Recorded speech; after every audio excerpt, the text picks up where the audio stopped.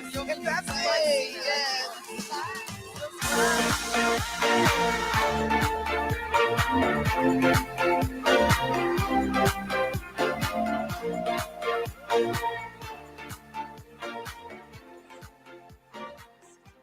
That's perfect. Let's talk about sex, baby. Let's talk about you and me. Let's talk about all the good things and the bad things that are. Let's talk about sex. Yes. That's how you know. That's how you know. Welcome to Pulse with the Dr. T. And I am joined on stage with friends that I have made online and we've met face to face first time. And that is the power of ICFP 2020.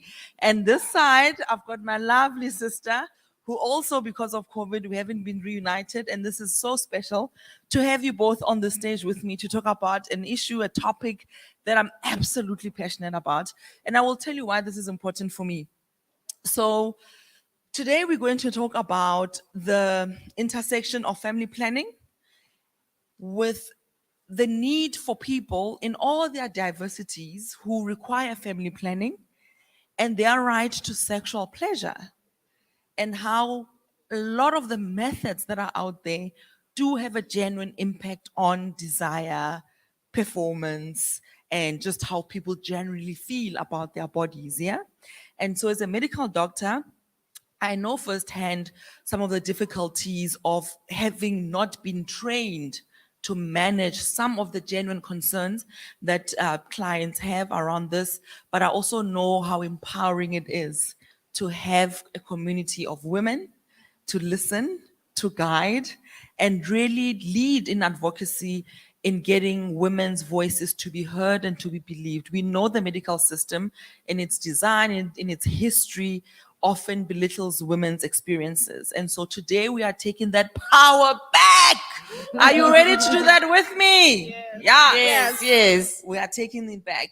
And I'm going to start with you, Naomi, because I want to know from you, how do you, firstly, where you come from and tell us the work you do? I know, but let the people know. And why this issue is so important to you as someone who works in sexual and reproductive health rights in the area that you work in, literally geographically, but with the communities you work with, and why it's important you think we should be prioritizing sexual pleasure as a normal, inherent part of healthy sexual lives. Thank you, Dr. T, and it is an honor again to be here and share this platform with you.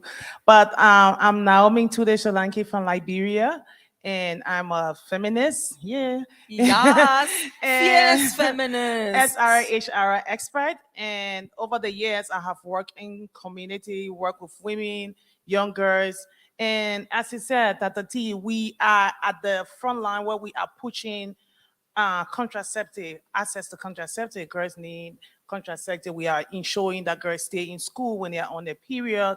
We want girls to have access to any family planning method that they desire. But one of the things that we are not accessing is the complication that come along with this family planning.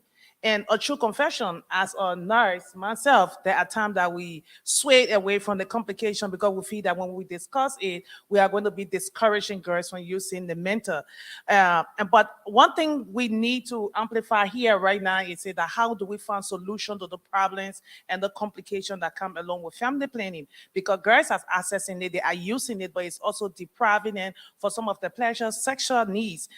Imagine if someone is on sometimes the pills, you are going to spot for maybe 6-7 days, or some people 14 days. And if you desire to have a pleasurable sexual intercourse, you can. Foreplay and everything is being handled by that. How are we finding a more meaningful way to ensure that people who access this product, there is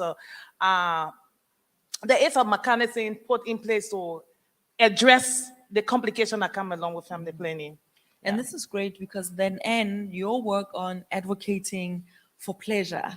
And I know for so many years we've advocated and worked so hard behind the scenes, in front of the scenes, in locating pleasure as a topic that we need to normalize and demystify as well.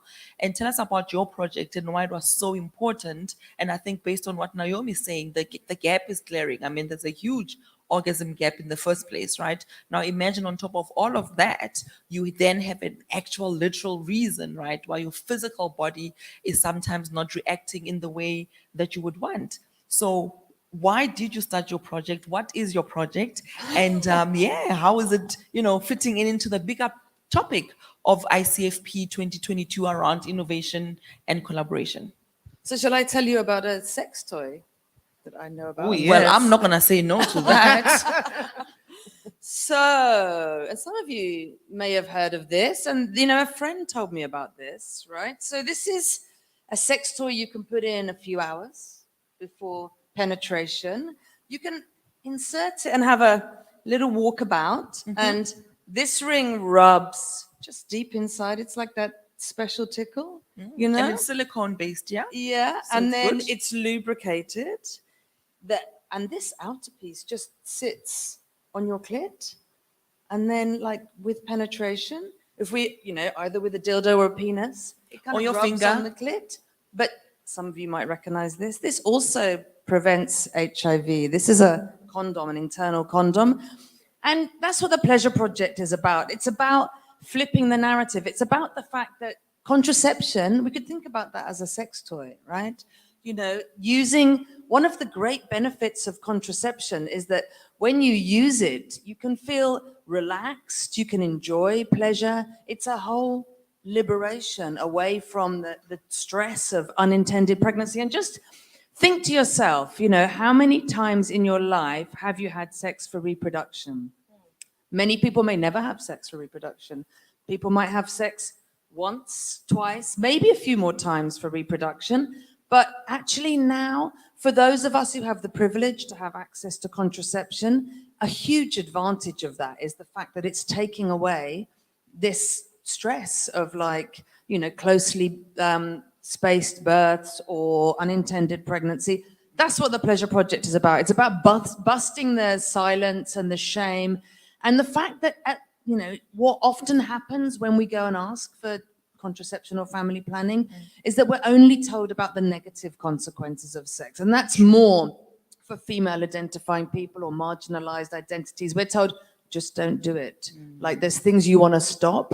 And we're saying there's things we want to start, And also because the people have decided on our behalf that not having an unsupportable pregnancy is far more important than having a fulfilling sexual life, and that you can't have both, right?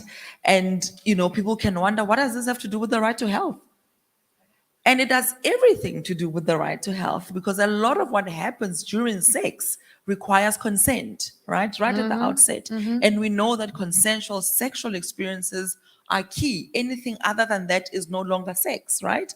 And so the ways in which we talk about contraception, about safer sex tools, especially like an internal condom, it's very empowering to patients if we can position pleasure, right, as something that the tool like the internal condom can offer beyond just those negative information that Anne is talking about. And I know also from experience, having been a peer educator when I was much younger, okay? I'm still young, but You stay youthful and youth.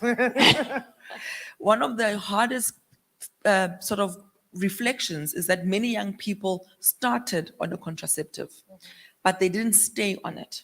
And I'm wondering, what is the message to the broader community? There are people who are not here in Pattaya City, who may be watching at home. There may be young people who are still trying to find themselves in the space. What do we say to them in terms of having those conversations about autonomy, like the fact that you can decide that you also want children or not, but you can also decide what kind of contraceptive fits your lifestyle, right? So that the consent and the choice does not just end at whether I want to be pregnant or not.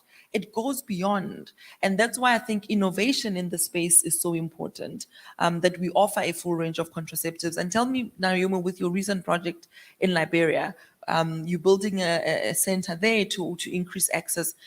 Do you then see the shift that needs to happen in the type of sexual history, for example, that needs to be taken, the kind of counseling that needs to to happen. And I know that, of course, you are a nurse, fellow healthcare worker. So you know the difficulties that we don't get trained properly in sex positive ways. So in which ways are you now starting to think about pleasure, about young people, the new center you are building, and how to talk about pleasure in the context of family planning and the need to have autonomy? Thank you. And first of all, with the center, when I first announced that we're having the first SRA Ishara Center, it became a live talk like, what? You're opening a center, you're building a whole building to talk about sex?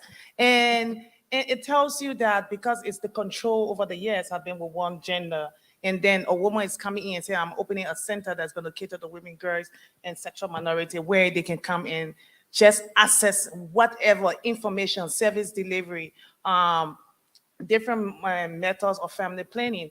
What our struggle remain in Liberia is that the access to the varieties of family planning method. So you will see sometimes the girls and young women are going to get on one method, and we within our facility, we get other stuck. The entire country get out of stock. So then she has to change, made up her mind. So it's not as something that they really want to do to change, but they don't have. There's no pills in the country. There's no injection in the country. So what they have to do, maybe just access the male condom. So the female needs to carry the male condom along with them and ask the male to use it. So limited access to to the supplies and products also affect our innovation that we are bringing in that small space. More beyond, more importantly, what has shifted a lot is that you see a lot of young people and even older women are now having a conversation openly about sex. We're talking about sex talk. We're talking about a country that is deeply rooted in traditional social and cultural norms that have controlled the mindset of people, of women, that are now coming on and be able, when you do a post about oh, we have new products in the clinic, and you will be surprised at people who are liking, sharing compared to a couple of months ago. So we know that definitely going to be a shift. It takes time, but we know that consistency and be present in that space and be deliberate to provide the services that are needed going to intentionally unpack that social norms that say that don't talk about pleasure, don't talk about sexual reproductive health and rights as a right. Yeah. And it's true. I mean, you really just saying that this work is political because our lives are political, right? And we have a particular context in which we do the work, but the clients that we service also themselves have a particular context in which this family planning is needed and required. And so, Anne, coming from you, I know you've got some amazing principles of pleasure that I would like for you to share with us. And I think what's important is, really upskilling, giving people information, the know-how on what to do in those very few moments in the consultation room with their nurse and their doctor. How can we be better as nurses, as doctors, in the service delivery of family planning that does not shy away from the issue? And I really love the principles that you have developed around this. So please share with us. So I think the first thing is just to think about having a positive conversation. So first thing I say is flip the narrative. So if you're sitting in front of somebody, you can help them to think about what could be their most ideal experience, what could be their most pleasurable experience. When did they last really enjoy, either on their own or with somebody else, a pleasurable sexual experience? And how are you going to help them get there again, right? How are you going to enable that?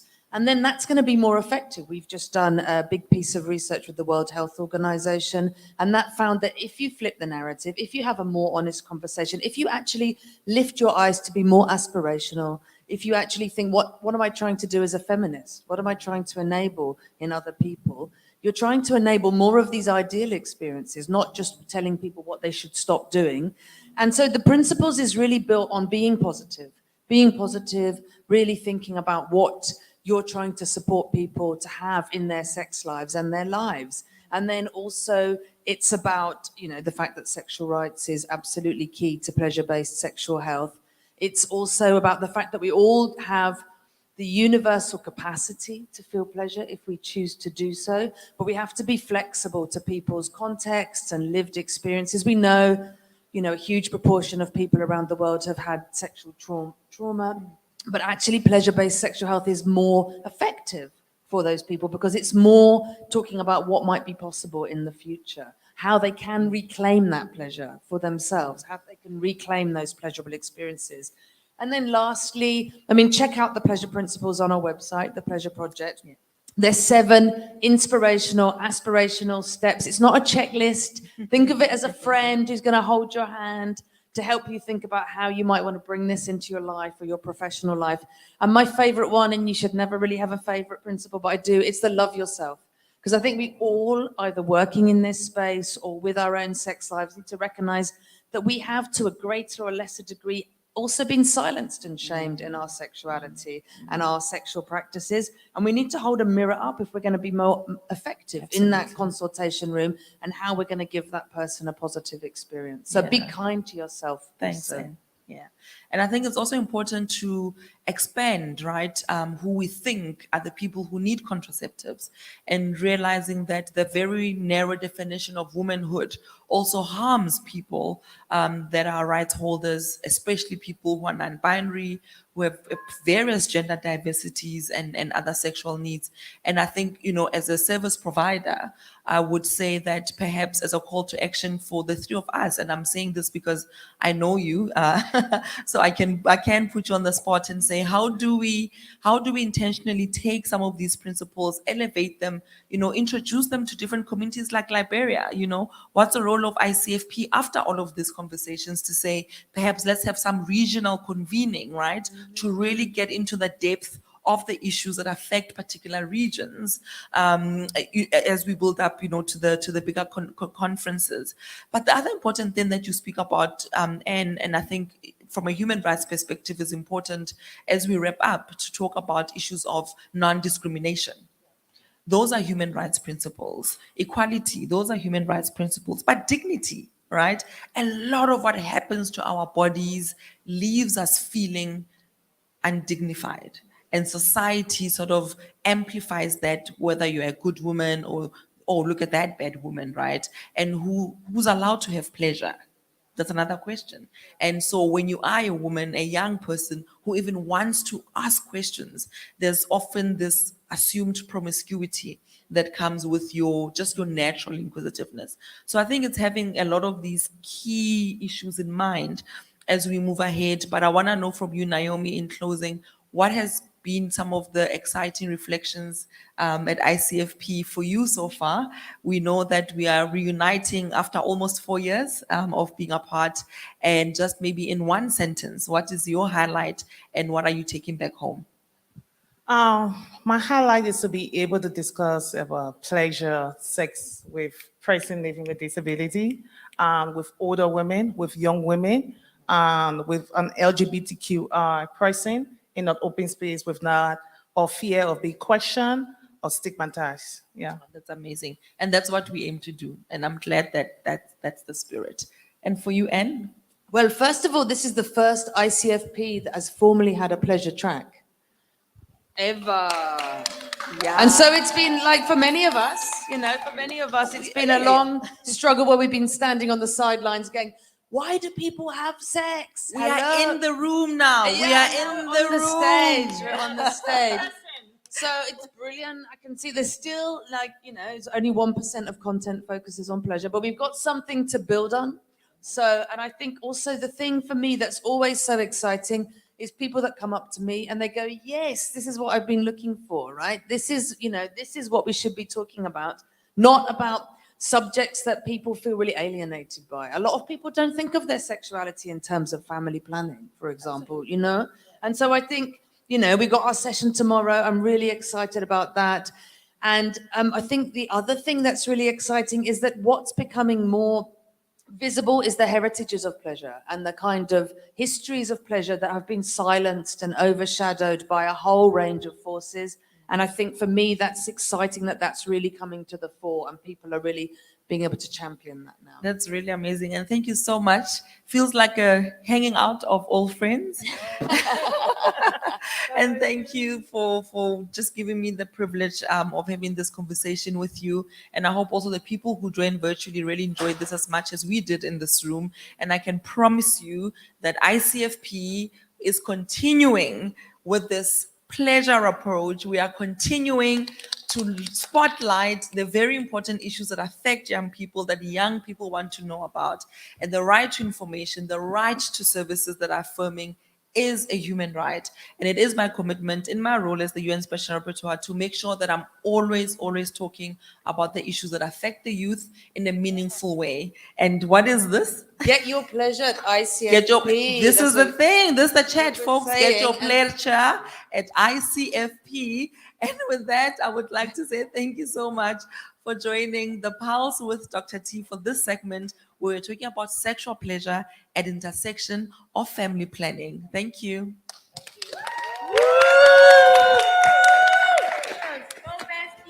I